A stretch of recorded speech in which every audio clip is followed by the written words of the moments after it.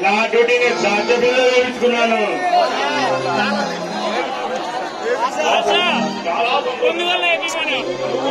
నీకు ఉద్యోగం వచ్చిన తర్వాత మాకు ఎక్కడ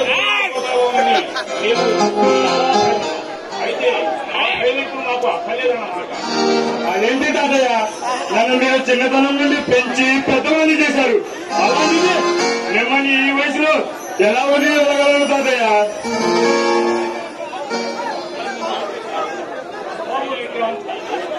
నీ తల్లిదండ్రుల ఆశయాలు నీ తల్లిదండ్రులు మంచి బాబా, ఈ ప్రాంతంలో రోజు రోజుకు రౌడీల ఆగడాలు ఎక్కువైపోతున్నాయి. మీరే ఎలాగైనా అరికట్టాలి. అరికట్టడమే కాదు భవాని, రౌడీలను చేసే వాళ్ళ పంటలు పట్టి వాళ్ళ ఆటలు కట్టించి ఈ ప్రాంతంలో మంటల్లో మానవులకు పూజ చేస్తా. చాలా సంతోషంగా నీకు అవి నీ తల్లిదండ్రులను నిత్యమర్చినందుకు చాలా సంతోషంగా. నీవు ఎందుకు తెలిపించావు? ఇది పోలీసు ఆఫీసర్గా ఎందుకు చేశావు? మర్చిపోయావా విక్రమ్? మర్చిపోయాను తాతయ్య. ఆ దుర్మార్గులు నా తల్లిదండ్రులు తలబెట్టిన కోరాలి నేను మర్చిపోయా.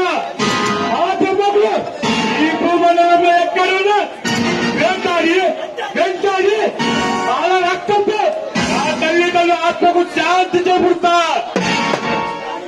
కానీ బాబా, ఈ పోరాటంలో మీకేమైనా జరిగితే మేము నిన్నే నమ్ముకున్న మీ అనాథల అయిపోతాం బాబా. లేదు భవాని, దేశం మొదలెట్టాక అది సింహమా చిరుత పులాలు చూడదు.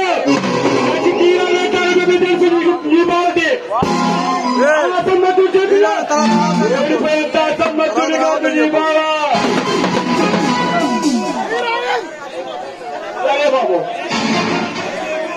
ఏమైనా కొంచెం జాగ్రత్తగా ఉంటే